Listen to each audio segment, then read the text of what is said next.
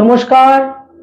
2026 মে এবং তুলা রাশি তুলা লগ্ন, সাইন লিব্রা, ন্যাচারাল জোডিয়াকের যেটা 7th হাউস বা সপ্তম ঘর, যাদের চন্দ্র রাশি বা মুন সাইন তুলা বা লিব্রা, যাদের লগ্ন বা অ্যাসেন্ডেন্ট তুলা বা লিব্রা, এই ভিডিও কিন্তু মূলত তাদের জন্য। তুলা রাশি তুলা লগ্নের জাতক জাতিকাদের জন্য মে মাসের মাস ভিত্তিক রাশিফল। মে মাস তাদের ঠিক কিরকম কাটবে, মে মাসে কি থাকছে কোয়ালিটি অফ টাইম বা সময়ের গুণগত বৈশিষ্ট্য, সময় কতটা ফেভারে থাকছে বা সময় কতটা এগেনস্টে থাকছে, সেটা জানতে গেলে যেটা আমাদের প্রথমেই দেখতে হয় তা হচ্ছে মে মাসে যে সৌরমণ্ডলের যে সোলার সিস্টেমে আমরা রয়েছি সেখানে গ্রহদের কি সঞ্চার গোচর ট্রানজিট মুভমেন্ট ইত্যাদি তৈরি হচ্ছে, এবং তার ভিত্তিতেই কিন্তু এই মাস ভিত্তিক রাশিফল সম্পর্কে বিভিন্ন প্রেডিকশন তৈরি হয়ে থাকে। তুলা রাশি তুলা লগ্নের জন্য শুক্র হচ্ছে রাশি লগ্নের অধিপতি। এই শুক্র প্রথম 14টা দিন তাদের অষ্টমে অবস্থান করে থাকবে এবং 14th মে শুক্র চলে আসবে তাদের নবমে 9th হাউসে। এটা একটা অত্যন্ত ইতিবাচক দিক তাদের জন্য হবে, এবং তাদের যেটা সপ্তম ঘর 7th হাউস, সেখানে মঙ্গল গোচর করবে 11th মে। সক্ষেত্রস্থ মঙ্গল সপ্তমে সপ্তমপতি হয়ে 11th মে গোচর করবে। 11th মে পর্যন্ত মঙ্গল থাকছে তাদের ষষ্ঠ স্থানে 6th হাউসে, এবং সেখানে পুরো মাস শনি অবস্থান করে থাকবে। পঞ্চমে রাহু থাকছে পুরো মাস, একাদশে কেতু থাকছে পুরো মাস। রবি তাদের একাদশপতি হয়ে তাদের সপ্তমে থাকবে প্রথম 15টা দিন, এবং 15th মে রবি চলে আসবে তাদের অষ্টমে। বুধ তাদের ভাগ্যস্থানের অধিপতি হয়ে 7th হাউসে অবস্থান করে থাকবে 14th মে পর্যন্ত, এবং 14th মে বুধ চলে আসবে তাদের সপ্তম থেকে অষ্টমে, এবং তারপর এখানে 29th মে পর্যন্ত বুধের অবস্থান থাকছে। 29th মে বুধ চলে আসবে তাদের অষ্টম থেকে নবমে ভাগ্যস্থানের অধিপতি হয়ে ভাগ্যস্থানে। মোটামুটি এই হচ্ছে তুলা রাশি এবং তুলা লগ্ন সাপেক্ষে গ্রহদের অবস্থান, সঞ্চার, মুভমেন্ট, ট্রানজিট বা গোচর। আর বৃহস্পতি তাদের 9th হাউসে থাকছে পুরো মাসই, ভাগ্যস্থানে 9th হাউসে, এবং সেখানে শুক্র এসে জয়েন করছে তাদের ভাগ্যস্থানে, শুক্র এসে জয়েন করছে 14th মে, এবং 29th মে সেখানে কিন্তু বুধও এসে জয়েন করবে।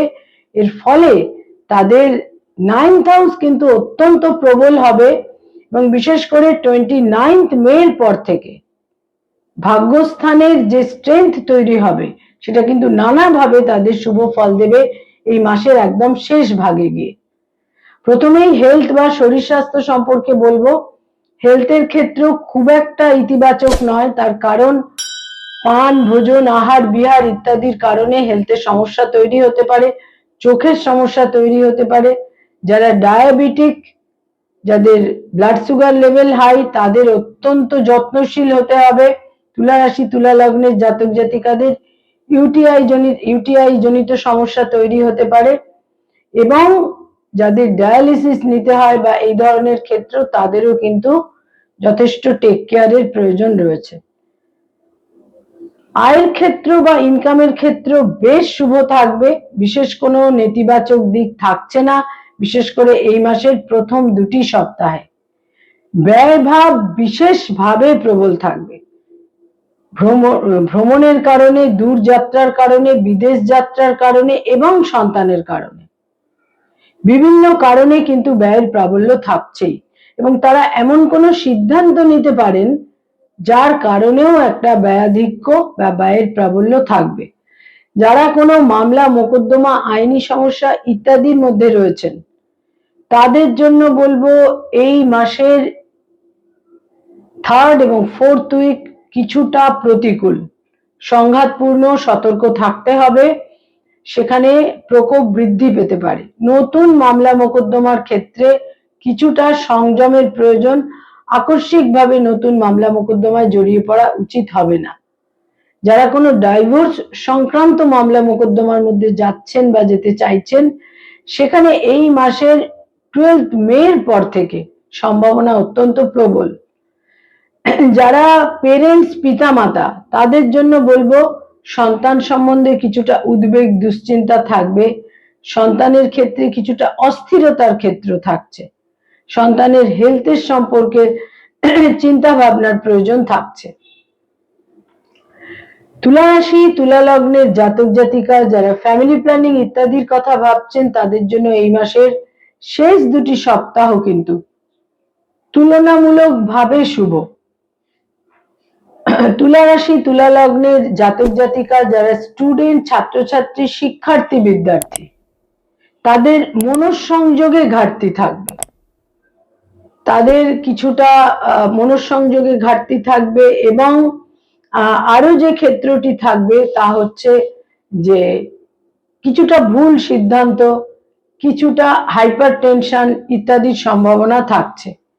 এবং এই মাসের শেষ দুটি সপ্তাহ উচ্চ শিক্ষার ক্ষেত্রে কিন্তু তারা শুভ ফল পাবেন। যারা রিসার্চ ওরিয়েন্টেড কাজকর্ম করছেন বা যারা পিএইচডি করছেন, তাদের জন্য এই মাসের লাস্ট উইকস অত্যন্ত শুভ। যারা প্রেম, প্রীতি, প্রণয়, রিলেশনশিপ ইত্যাদির মধ্যে রয়েছেন, সেখানে হঠকারিতা এবং আকস্মিক সিদ্ধান্ত নেওয়ার প্রবণতা থাকবে। বিবাহের সিদ্ধান্ত নেবার সম্ভাবনা এই মাসের 13th মের পর থেকে অত্যন্ত প্রবল। তুলা রাশি, তুলা লগ্নের জাতক জাতিকা যারা অলরেডি বিবাহিত দাম্পত্য জীবনে রয়েছেন, তাদের জন্য বলবো এই মাসের প্রথম দুটি সপ্তাহ অতটা শুভ নয়। স্বামী বা স্ত্রীর হেলথ হ্যাজার্ড থাকতে পারে, হেলথের সমস্যা তৈরি হতে পারে, স্বামী বা স্ত্রীর দূরযাত্রার সম্ভাবনা তৈরি হতে পারে এবং একটা ফিজিক্যাল ডিস্টেন্সের ক্ষেত্রেও কিন্তু তৈরি হতে পারে। কিন্তু লাস্ট 2 উইকস তুলনামূলক শুভ এবং তারা হাজবেন্ড বা ওয়াইফের দ্বারা কিছুটা কিন্তু ডমিনেটেড হবেন এবং কিছুটা তাদের মতামত ইত্যাদি খানিকটা তাদের অ্যাকসেপ্ট করে নিয়ে, গ্রহণ করে নিয়ে, ফলো করে কিন্তু চলতে হবে। যারা ডক্টর, মেডিকেল প্রফেশনে রয়েছেন, হিলিং প্রফেশনে রয়েছেন, তাদের জন্য বিশেষ করে বলবো এই মাসে যারা ডক্টর, মেডিকেল প্রফেশন, হিলিং প্রফেশনে রয়েছেন, এই মাসে কিন্তু বিশেষ সতর্কতা প্রয়োজন।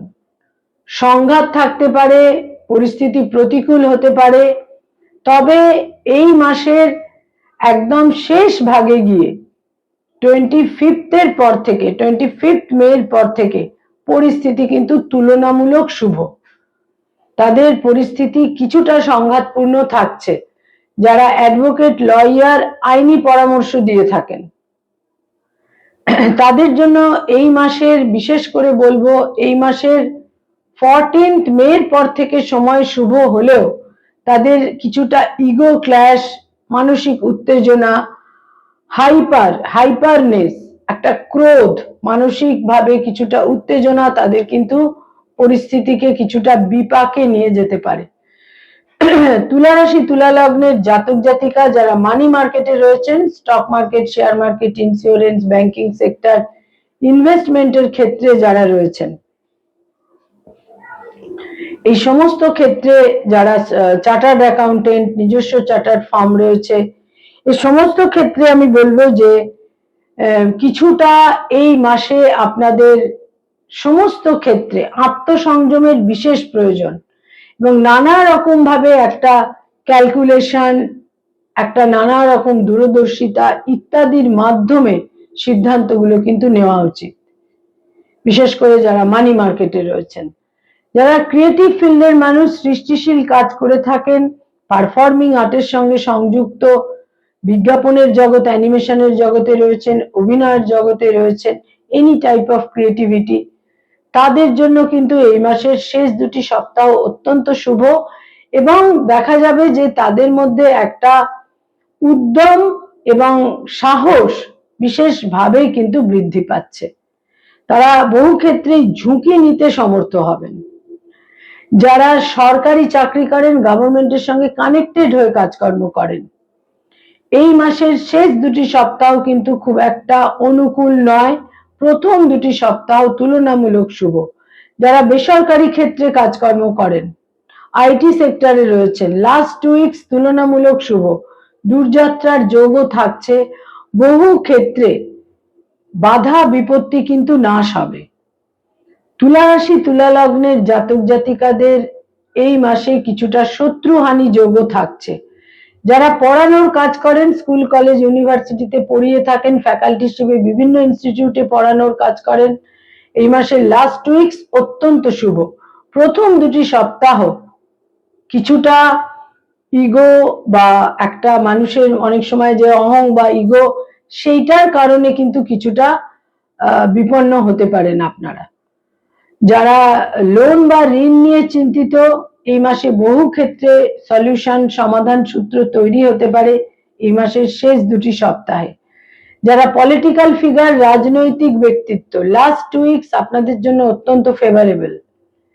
যারা ব্যবসা বাণিজ্য করেন, বিজনেস ওরিয়েন্টেড পিপল, 13ই মের পর থেকে সময় অনুকূল।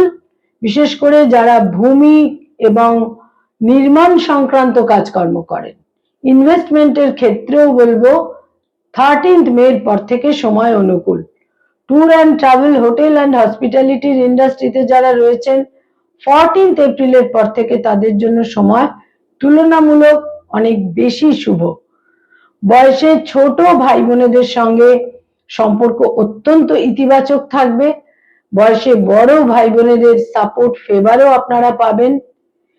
পিতার ক্ষেত্রে অত্যন্ত শুভ দিক থাকছে, পিতার সাপোর্ট পাবেন, ফেভার পাবেন। বহু ক্ষেত্রে পিতার সুচিকিৎসার যোগ থাকছে। মায়ের সঙ্গে সম্পর্কে কিছুটা মতপার্থক্য, মতভেদ থাকবে। কোনো স্থাবর সম্পত্তিতে বিনিয়োগ করার ক্ষেত্রে এই মাসের 13th মের পর থেকে সময় অত্যন্ত অনুকূল থাকছে।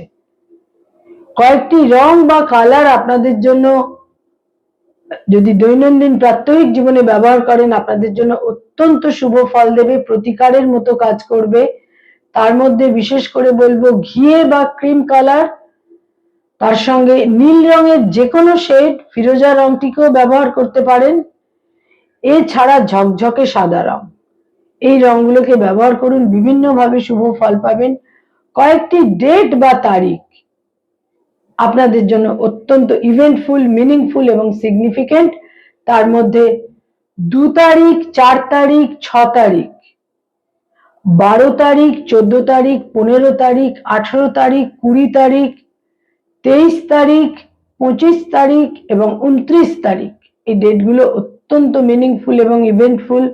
তুলা রাশি তুলা লগ্নের জাতক জাতিকাদের 13th মের পর থেকে ঝুঁকি নেওয়ার ক্ষমতা বেড়ে যাবে, কিন্তু এই সময় বিশেষভাবে একটা দূরদর্শিতারও প্রয়োজন থাকবে, কারণ কিছু কিছু ঝুঁকি নিলে কিন্তু আপনাদের কিছু কিছু ক্ষেত্রে লস বা হানিও হতে পারে।